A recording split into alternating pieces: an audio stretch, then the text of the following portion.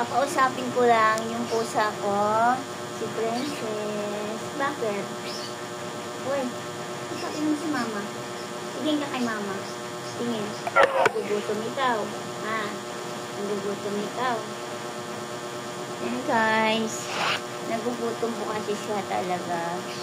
So once nagugutom siya, at uy, nalapit po sa akin at nangangalabit. And ano ko lang guys, bakit yung mga pusa po namin, hindi po nawawalaan ng sipon?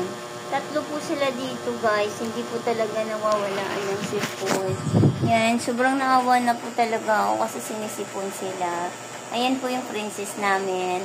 At nakuha ko lang po siya sa palengke ng Commonwealth Guide Newborn.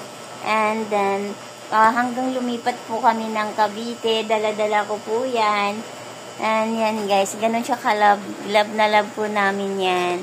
And yan guys, karating po lang din. Nanghingi po siya ng pagkain, naglalambing po siya sa akin, nanghingi po siya ng pagkain.